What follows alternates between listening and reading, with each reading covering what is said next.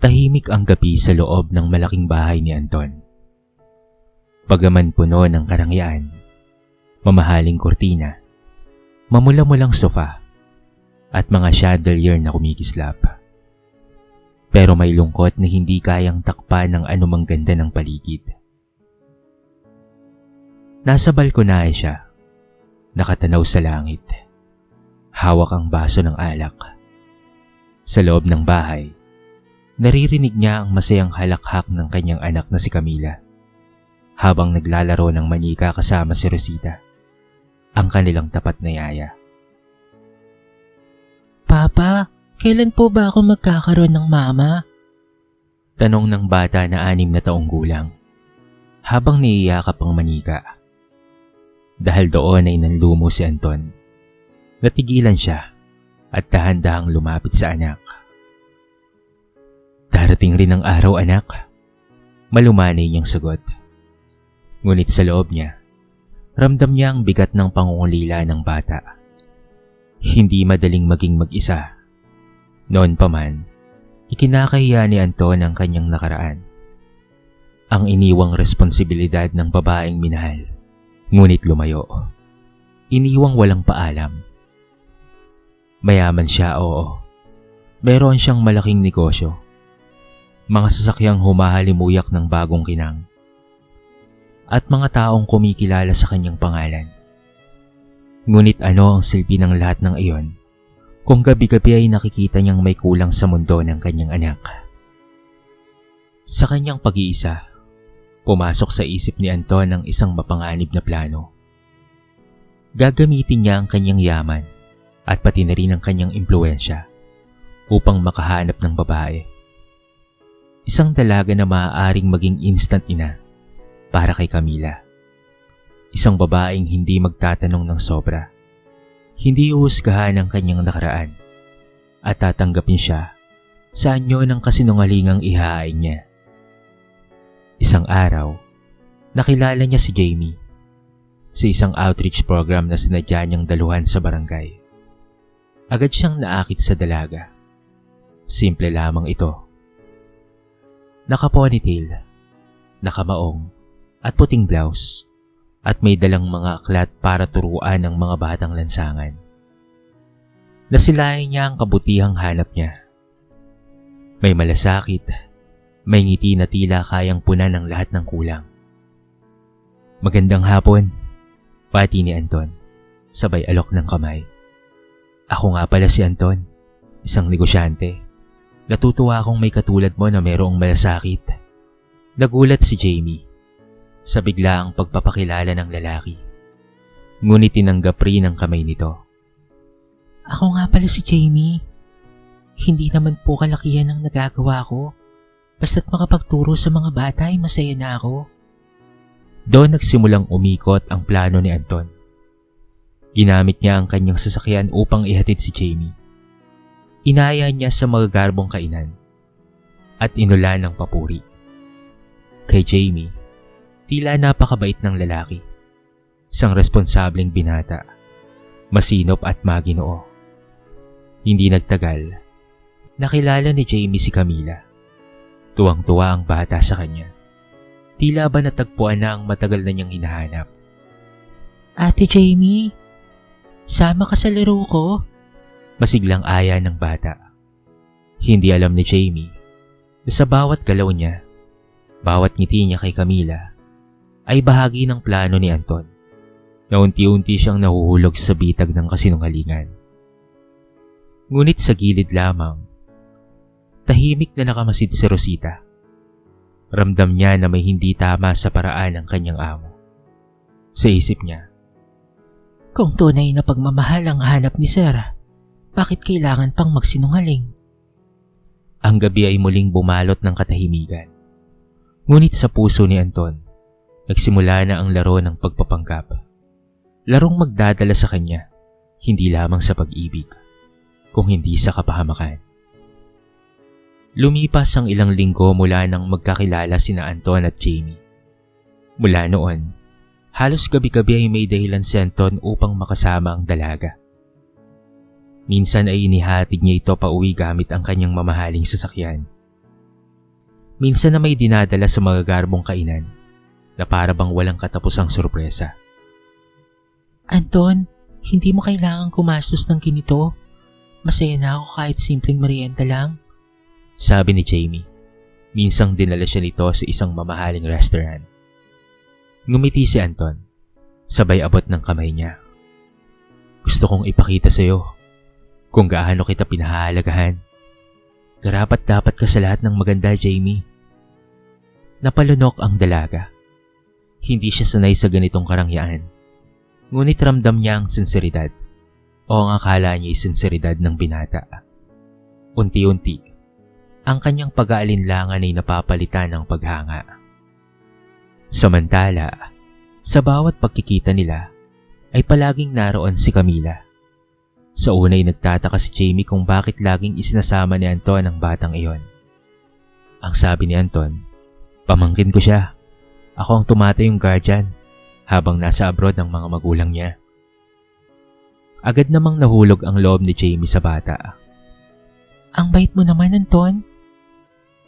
Hindi lahat ng lalaki may ganitong malasakit sa mga pamangkin. Hindi na nakapagpigil pa si Camila at agad na yumakap kay Jamie. Ate Jamie, pwede ka bang lagi kong kasama? Halos matunaw ang puso ni Jamie sa inosenteng tanong ng bata. Ngunit sa loob ng isip ni Anton, isang ngiti ng tagumpay ang sumilay. Unti-unti nang nasusundan ang kanyang plano. Unti-unting nabobo ang imahe ng isang pamilya na pilit niyang binabalangkas sa pamamagitan ng kasinungalingan. Ngunit hindi lahat ay nabighani. Si Rosita, na matagal nang nagbabantay kay Camila, ay palaging may tanong sa kanyang sarili. Sa bawat hapunan na kasama nila si Jamie, pinagmamasdan niya kung paanong nakatingin si Anton sa dalaga. Hindi gaya ng isang lalaking tunay na umiibig, kung hindi gaya ng isang taong desperado. Isang gabi, nang matapos ang kanilang salo-salo, nilapitan ni Rosita si Anton. Sir, hindi ba't mas mabuti kung maging tapat ka na lang? Kung talagang mahal mo si Miss Jamie, bakit hindi mo aminin na si Camila ang anak mo? Nag-iba ang ekspresyon ng mukha ni Anton. Hindi mo naiintindihan, Rosita. Kung sasabihin ko ang totoo, baka layuan ako ni Jamie.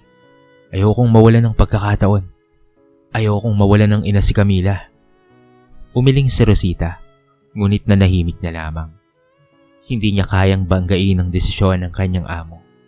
Bagaman ramdam niya ang bigat ng darating na kapalit na kasinungalingang ito.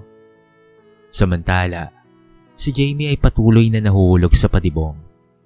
Sa bawat araw na lumilipas, unti-unti siyang nahuhumaling sa ganda ng buhay na ipinapakita ni Anton. Isang buhay na para bang perpekto, walang kulang at walang lamat. Ngunit sa likod ng lahat ng mga ngiti at regalo, isang lihim ang unti-unting mag-aalab. At habang lalo pang lumalapit si Jamie kay Anton at pati na rin kay Camila, mas lalo ring tumitindi ang pangamba ni Rosita na darating ang araw, ang lahat ng kasinungalingan ay mabubunyag sa paraang hindi inaasahan. Lumipas ang ilang buwan at lalong naging malapit si Jamie kay Anton. Pati na rin sa bata na walang iba kung hindi si Camila. Ang bawat araw ay puno ng tawanan, kwentuhan, at tila ba nagiging isang tunay na pamilya na sila. Lalong lumambot ang puso ni Jamie tuwing nakikita niyang masaya ang bata. Papa, Tito Anton, sabay tawa ni Camila. Pwede bang si Ate Jamie na lang lagi ang kasama ko? Siya po ang gusto kong teacher sa bahay. Napatingin si Jamie kay Anton na agad namang umiti. Kung gusto ng prinsesa ko, bakit hindi? Sagot niya, sabay hawak sa kamay ni Jamie. Ang hawak na iyon ay tumimo ng malalim sa puso ng dalaga. Hindi niya may tatanggi. Nahuhulog na nga talaga siya sa lalaki. Isang gabi, inaya ni Anton si Jamie sa isang marangyang hotel. Doon sa isang pribadong hardin na puno ng ilaw at bulaklak, nakaluhod siya sa harapan ng dalaga. May hawak na kahon na naglalaman ng mamahaling singsing. Jamie, malumanay niyang panimula. Wala nang makilala kita. Nagbago ang mundo ko. Hindi ko na kayang isipin ang mga darating na araw na wala ka. Gusto kong ikaw na ang maging katuwang ko habang buhay, Jamie. Will you marry me? Napatakip ng bibig si Jamie. Hindi niya akalain ganito kabilis ang lahat. Napatingin siya kay Camila. Natuwang-tuwang nakamasid sa kanila. Ate Jamie, please say yes. Bulalas ng bata. Ang pusong dating puno ng alinlangan ay unti-unting napuno ng saya. Pinili niyang isantabi ang mga tanong na gumugulo sa kanyang isipan. Sa halip, ngumiti siya at tumango. Yes, Anton. Nagpalakpakan ang mga bisita at tumili si Camila sa tuwa. Sa sandaling iyon, ramdam ni Jamie na natagpuan na niya ang tahanang matagal na niyang hinahanap. Ngunit hindi lahat ay nagdiriwang. Sa gilid ng hardin, nakatayo si Clara, patalik na kaibigan ni Jamie, na may matinding kutob. Sa simula pa lamang, ramdam na niya ang misteryo kay Anton. Hindi siya kumbinsido sa mga sagot nito patungkol sa pamilya at pati na rin sa batang si Camila. Kinagabihan, kinausap ni Clara si Jamie. Sigurado ka na ba talaga sa desisyon mo? Parang ang bilis naman, Jamie. At bakit laging kasama si Camila? Ano ba talaga ang relasyon nila? Napakunot ang noa ni Jamie. Pamangkin raw niya yon, Clara. At saka, nakita mo naman na mahal niya ako, hindi ba? Hindi lahat ng lalaki kayang maglaan ng ganitong effort. Pero hindi kumbinsido ang kanyang kaibigan. Alam kong mahal mo siya. Pero kilala kita. Hindi ka basta-bastang nagtitiwala. Bakit ngayon parang ang dali mong nadadala? Tahimik si Jamie. May bahagi ng kanyang puso na gustong paniwalaan si Clara. Ngunit mas malakas ang tinig ng damdamin kaysa sa duda. Pinili niyang manahimik at sumandal sa desisyong ginawa niya. Ngunit hindi nagpatinag si Clara. Simula ng gabing iyon, nagsimula siyang magtanong-tanong patungkol kay Anton.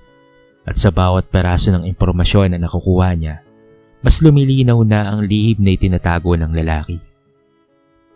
Samantala, si Anton ay panatag. Sa wakas natupad ang plano niya. Isang babae ang papalit bilang ina ni Camila. Hindi niya alam na habang papalapit ang kasal, mas lalong lumalapit ang katotohanan. Nawawasak sa ilusyon niyang itinayo sa kasinungalingan. Habang abala si Jamie sa mga paghahanda para sa kasal nila ni Anton, patuloy naman si Clara sa kanyang sariling pagsisiyasat. Hindi siya mapalagay sa mga sagot ni Anton. At sa tila pilit na paglalapit nito kay Jamie. Isang araw, nakilala ni Clara ang isang dating empleyado sa kumpanya ni Anton. Sa simpleng usapan, nadulas ito. Oo, kilala ko si Sir Anton. Single father siya, hindi ba? Sayang, at iniwan siya ng kanyang asawa. Pero buti na lang at naroon ang anak niya para maging lakas niya. Nanlaki ang mga mata ni Clara. Single father? Paulit-ulit niyang tanong. Sigurado ka ba? Siguradong sigurado ako. Anak niya si Camila. Hindi niyo ba alam? Kahit sa opisina, lagi niyang nababanggit yun. Bakit mo tinatanong? Hindi na nakasagot pa si Clara. Agad siyang lumapit kay Jamie at ipinaalam ang nalaman. Jamie, hindi totoo ang sinasabi ni Anton. Hindi niya pamangkin si Camila. Anak niya yun. Niloloko ka niya simula pa lang. Nanlaki ang mga mata ni Jamie. Ngunit agad siyang umiling. Pilit na tinataboy ang sinasabi ng kaibigan. Hindi, Clara. Baka nagkamali lang yung pinakinggan mo. Kilala ko si Anton. Hindi niya ako kayang lokohin. Ngunit kahit pilit niyang pinagtatanggol si Anton, isang butil ng duda ang nagsimulang umusbong sa kanyang puso. Isang araw matapos ang usapan nila, naganap ang isang insidente na tuluyang nagpagising kay Jamie. Habang naglalaro sila ni Camila sa hardin, bigla nitong sinabi, Ate Jamie, kapag kinasal na kayo ni Papa, magiging mama na kita, hindi ba? Natigilan si Jamie. Papa? Nagulat ang bata at para bang napagtanto nitong may nasabi siyang mali. Tito Anton po. Ganun po ang ibig kong sabihin. Mariing bili ni Anton na magpakilala lamang siya kay Jamie bilang kanyang pamangkin. Kaya naman sinunod niya na lamang ito. Pero huli na ang lahat. Ang inosenteng pagbanggit ng papa ay tila kidlat na dumurog sa paniniwala ni Jamie. Ang lahat ng kwento ni Anton patungkol sa pagiging guardian ng pamangkin ay biglaang gumuho. Nang gabing iyon, hindi mapakali si Jamie. Paulit-ulit na bumabalik sa isipan niya ang bawat sandaling tila may kakaiba kay Anton. Ang paraan ng pagkalinga nito kay Camila. Ang tawag sa telepono na laging itinatago. At ang mga pagkakataong umiiwas ito sa usaping pamilya. Kinabukasan, hindi niya napigilang kausapin si Rosita. Aling Rosita, sabihin mo nga sa akin ng totoo. Sino ba talaga si Camila sa buhay ni Anton? Nag-aalangan si Rosita, ngunit sa huli ay napubuntong hininga. Miss Jamie, patawarin mo ko. Hindi ko dapat sinasabi ito pero anak ni Sir Anton si Camila. Simula pa lang, hindi na nawala ang bata sa tabi niya.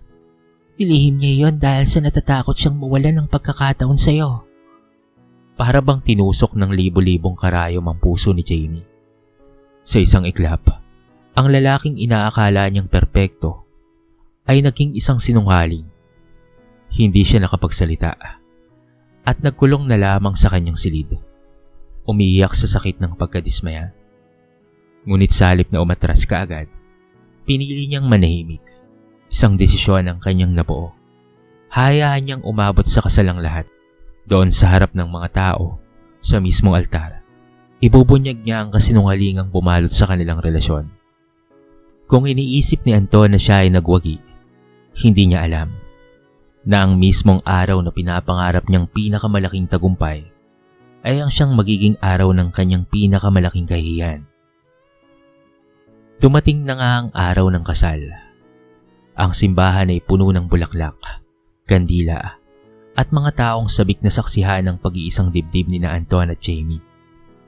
Nakabarong si Anton, makisig at puno ng kumpiyansa, habang si Jamie na may nakasuot ng puting bestida, tila isang anghel na bumaba mula sa langit.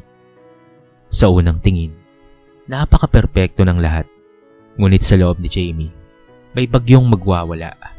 Ramdam niya ang bigat ng lihim ng kanyang natuklasan. At ngayon, ay handa na siyang ilantad dito. Nagsimula ang seremonya. Habang naglalakad si Jamie papunta sa altar, ramdam niya ang bigat ng bawat hakbang. Sa gilid ng simbahan, nakamasid si Clara, nananalangin. Nasanay magkaroon ng tapang ang kaibigan upang sabihin ang katotohanan. Pagdating ng bahagi ng panunumpa, ngumiti si Anton at hinawakan ang kamay ni Jamie. Jamie, ipinapangako kong ikaw ang magiging ilaw ng tahanan ko, ang magiging ina ng aking pamangkin, at ang... Pamangkin? Biglang putol ni Jamie. Malinaw at mariing binigkas ang salita. Nagkatinginan ng mga tao. Nagtaka ang pari. Nagulat ang mga bisita. Nagpatuloy si Jamie. Tinig na nanginginig ngunit matatag. Mga mahal naming bisita, may nais akong linawin bago ituloy ang kasal na ito.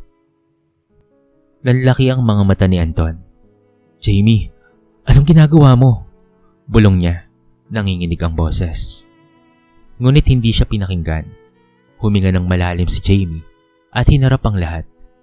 Si Anton, ang lalaking ito na ipinakilala sa akin bilang isang responsableng pinata, ay isang sinungaling. Ang batang si Camila na pinakilala niya sa akin bilang pamangkin ay hindi niya talaga pamangkin, kung hindi anak niya. Sabay-sabay na bulungan at pagkagulat ang umalingaw-ngaw sa simbahan. Ang mga bisita ay nagsimula ng magbulungan. Ang ilan ay napailing, ang iba na may hindi makapaniwala. Napaluhod si Camila, hawak ang manika, naguguluhan sa mga nangyayari. Papa, bakit po umiyak si Ate Jamie? Inosente niyang tanong na lalo pang nagpabigat sa sitwasyon. Napatda si Anton. Sinubukan niyang pigilan si Jamie. Jamie, please.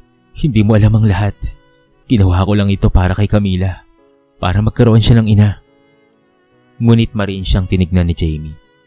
At anong klase ng ama ang gagamit ng kasinungalingan para lang makuha ang gusto niya? Hindi mo ako pinili dahil mahal mo ko. Pinili mo ako dahil gusto mong magkaroon ng instant nanay ang anak mo. Niloko mo ako, Anton. Pati ang puso ko. Pati ang tiwala ko. Hindi na napigilan pa ni Jamie ang lumuha. Ngunit ang tinig niya ay mariin at puno ng tapang. Kung ganito lang rin ang batayan ng kasal natin, mas mabuting matapos na ito rito mismo. Hindi ko kayang magsimula ng buhay sa pundasyon ng kasinungalingan. Tumalikod siya. Iniwan si Anton na nakaluhod sa gitna ng altar. Habol-habol ng tingin ng babaeng. Hindi na babalik pa. Ang mga bisita ay nagsiuwian. Iniwan ng lalaking ngayon basang-basa ng hiya. Sa unang pagkakataon, naranasan ni Anton ang pagkatalo. Ang araw na inakala niyang magiging simula ng bagong buhay ay naging araw ng kanyang pinakamalaking pagbagsak. At habang lumalabas ng simbahan si Jamie, ramdam niya na kahit masakit, pinili niyang ipaglaban ang kanyang dignidad. Mabilis kumalat ang iskandalo. Sa loob lamang ng ilang araw, naging laman ng bawat bulungan sa bayan ang nangyari sa kasal ni Anton at Jamie. Ang mga balita'y kumalat hanggang sa negosyo ni Anton.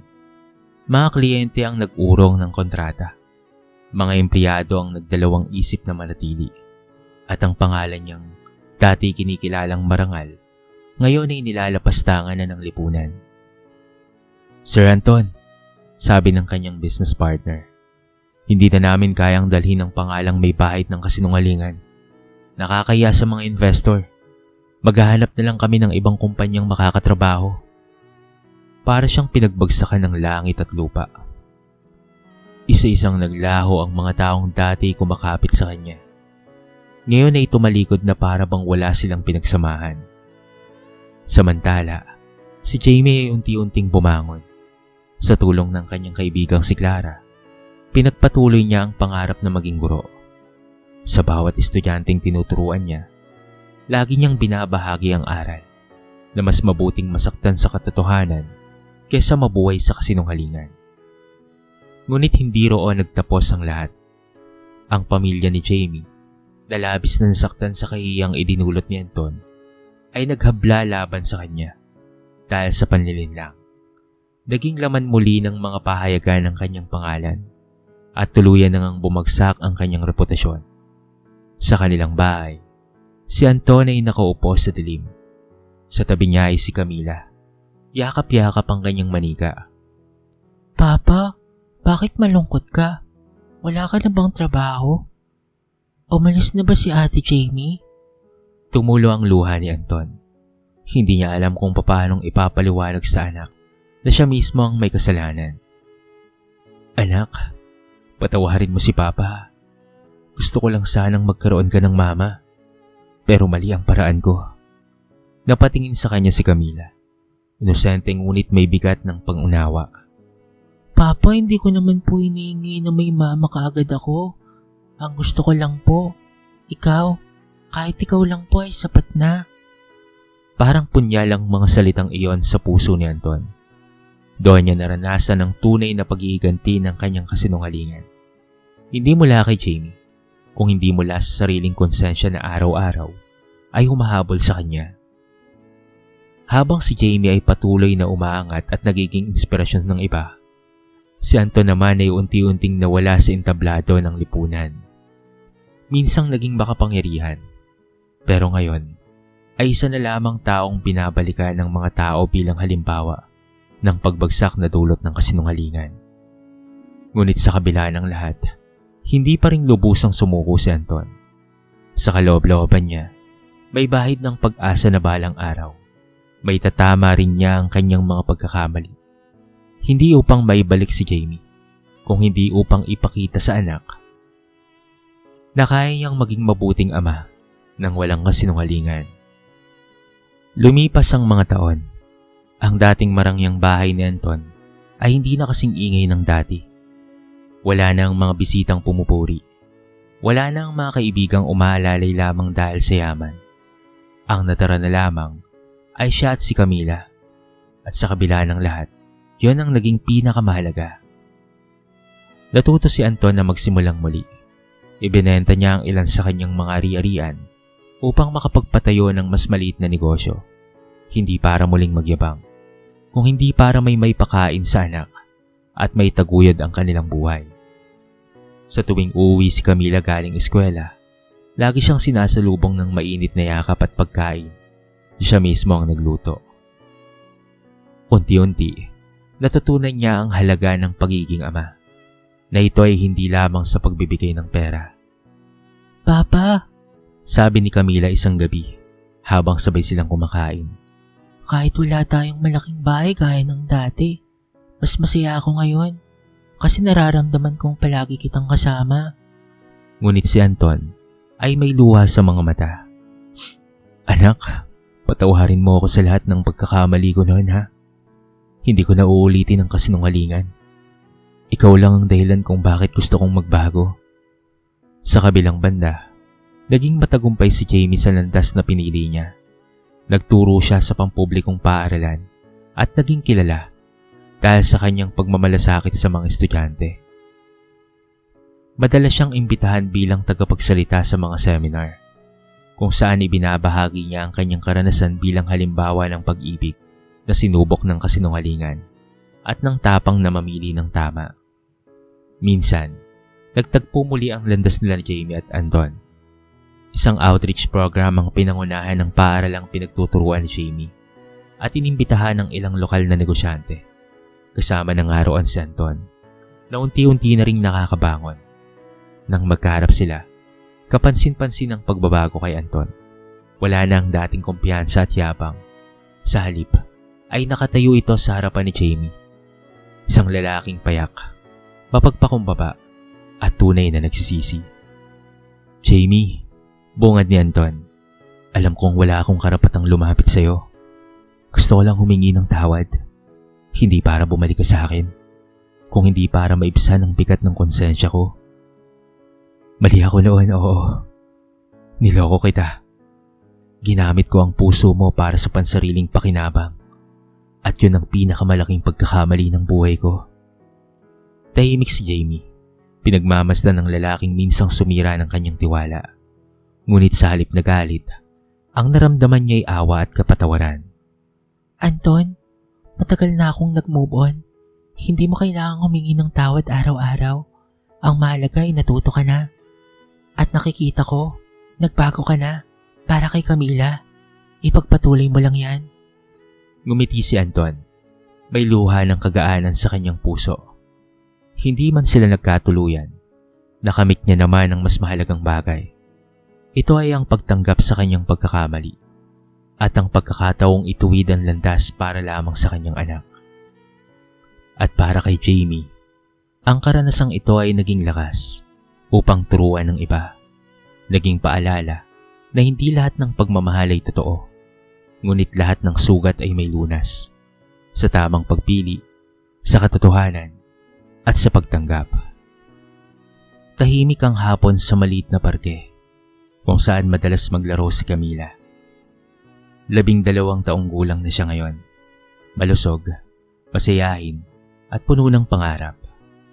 Habang nakaupo sa bangko, pinagmamasdan siya ni Anton na naglalaro ng habulan kasama ang mga kaibigan.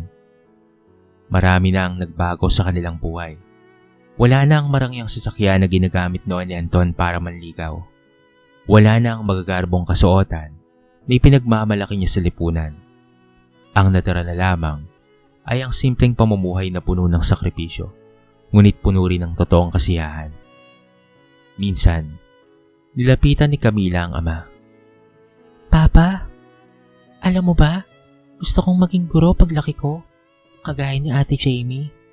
Kasi nakita ko kung paano siyang nagturo ng buong puso. Parang may kirot ngunit may halong tuwa sa puso ni Anton. Kahit hindi sila nagkatuluyan ni Jamie, nanatili itong inspirasyon hindi lamang sa kanya, kung hindi pati na rin sa kanyang anak. Kung yan ang pangarap mo anak, susuportahan kita. Hindi ko hayaang maranasan mo ang mga pagkakamaling nagawa ko noon. Minsan, dumadalaw pa rin si Jamie, hindi bilang kasintahan ni Anton, kung hindi bilang kaibigang matagal nang natutong magpatawad. Tuwing magkikita sila, may respeto at tahimik na pangunawa sa kanilang mga mata. Kamusta na kayo, Anton? Tanong ni Jamie. Minsang bumisita dala ang ilang libro para kay Camila. Ngumiti si Anton. Mabuti naman. Unti-unting natututunan kong maging mas mabuting tao. Hindi pa rin madali pero mas magaan na ngayon. Salamat sa lahat ng naging bahagi mo sa pagbabago ko ha. Ngumiti rin si Jamie. Ang mahalaga ay natuto ka. At kahit anong mangyari, may anak kang umaasa at nagmamahal sa'yo. Huwag mo nang sayangin yun ha. Sa simpleng palitan ng salita, ramdam ang bigat ng aral ng kanilang nakaraan. Hindi lahat ng pagkakamali ay may balik na pag-ibig. Ngunit palaging may pagkakataon para sa pagtutuwid. Habang lumilipas ang mga taon, naging kilala si Jamie bilang isang guro na nagbigay ng inspirasyon sa maraming estudyante. Samantalang si Anton ay naging halimbawa sa komunidad, hindi dahil sa kanyang yaman, kung hindi dahil sa kanyang pagbabagong loob. Mula sa dating taong yumayakap sa kasinungalingan, ngayon ay isa na siyang ama na ipinagmamalaki ang katotohanan. Isang gabi, habang nakahiga si Camila sa tabi niya, bigla itong nagtanong, Papa, kung hindi ka nagkamali noon, magiging masaya ka kaya ngayon? Napaisip si Anton at sa huling ngumiti. Alam mo anak, kung hindi ako nagkamali, baka hindi ko natutunang pahalagahan ang mga bagay na tunay na mahalaga. Katulad ng pagmamahal mo. Kaya kahit masakit, nagpapasalamat ako sa lahat ng pinagdaraanan natin. Niyakap siya ni Camila at sa gitna ng dilim ng gabi, isang liwanag ang sumilay. Liwanag ng pag-asa, ng pagbabago, at ng tagumpay na hindi nasusukat sa pera o kasinungalingan, kung hindi sa katapatan at pagmamahal. Dito na po nagtatapos ang ating kwento sa araw na ito. Sana po ay nagustuhan nyo at kinapulutan nyo ng maraming aral. Kayo mga kabarangay, anong masasabi nyo sa ating kwento? I-comment nyo naman sa baba ang inyong mga reaksyon at babasahin natin ang lahat ng yan. I-comment nyo na rin kung taga saan kayo para naman malaman ko kung hanggang saan nakaabot ang video na ito. Paki-like and share na rin ang ating kwento para mapakinggan na rin ng iba. At kung bago ka pa lamang sa ating channel, baka naman pwedeng pakihit ang subscribe button at bell notification button para palagi kang updated sa mga bago nating upload na katulad nito. So paano mga kabarangay? Hanggang sa muli, thank you so much and peace out!